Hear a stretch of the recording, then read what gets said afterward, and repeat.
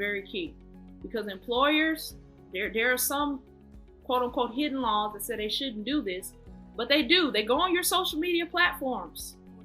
I'm just telling you, they go on your social media platforms, okay?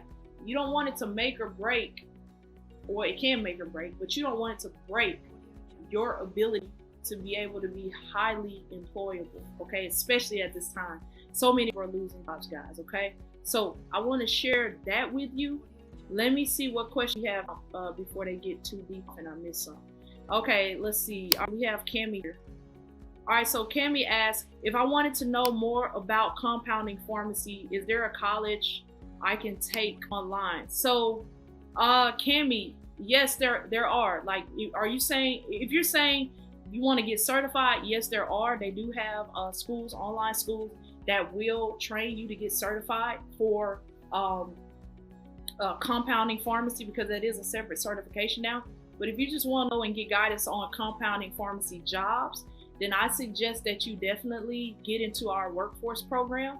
Now, ideally, you're already certified. If not, then we typically don't accept you into our workforce program. This is where we help people actually get job placements, okay?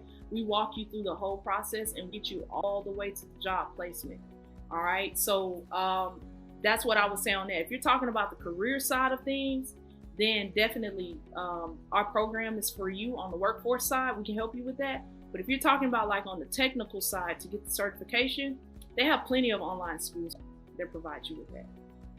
All right, let's see here. We have Nia Ann. Okay, Nia Ann, thanks for the comment. Okay, the PTCB test, when you take it, do you have to keep taking it if you move from state to state? Oh, this is a good question, Nia. So the answer to that question is no.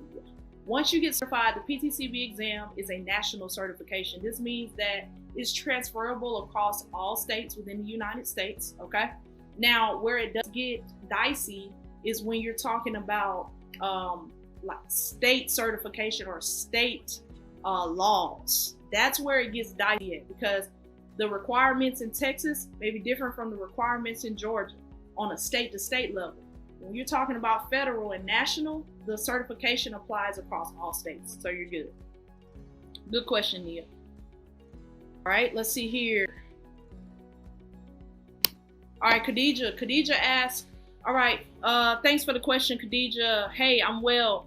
How have the testing sites, how have they been affected? All right, so the testing sites, basically right now, PTCB has it to where you can take your exam from your home, okay? You can take it online. Now, you still will have a test proctor. They still have certain stipulations that need to be used, but you can take the exam from the comfort of your home. So if you're prepared to take the exam, you've gone through an accredited program, you feel like you're ready, I would advise you go ahead and take it from your home. Why? I was telling some of my students today in our mastermind call, we were going through like math and stuff like that, but I was telling them, someone had a question regarding the exam right now as it stands. And I was just sharing with them, you want to take it now if you can, because your home is where you're comfortable. It's where you're used to studying. So if you can take the exam in that same environment, it's going to be a no-brainer for you because you're already comfortable. You're a lot less nervous, which means you're going to be able to retain a lot more information. All right. So that's my take on that. If you have any more questions about that more in depthly, or you need help getting prepared, then you can definitely get in our program for that, Khadija. Let's see. Okay, Paula. Thank you for the question, Paula. Paula says, hi, Onisha. How do I go about getting an online tech job? Ooh, love this question. Okay. I'm not certified as of yet, but I heard you talking about it once. All right. So there are online pharmacy tech jobs. Now, let me tell you what Paula is referring to. So she's talking about, I mentioned this in a video or two before, and I've also mentioned this in our communities and actually in our workforce community.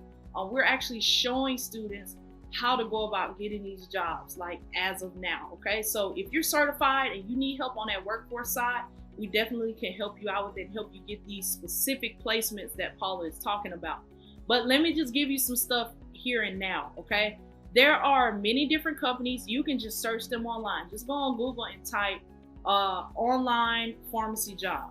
What about if you don't have experience? They still don't want to hire you. Barbara, All right, this is really, really good. This is something that we go through in our workforce program. All right, being hireable is a lot more than experience, and it's a lot more than a piece of paper or a certification. Okay, now the certification is like the entry level thing at this point to get your foot in the door. Okay, a lot of companies are going to just look at off the top, are you certified? After that, they want to know, are you able to do the job? Are you competent enough? Do you have enough acumen mentally to do the job? Are you clean? When I say are you clean, meaning this, how's your reputation?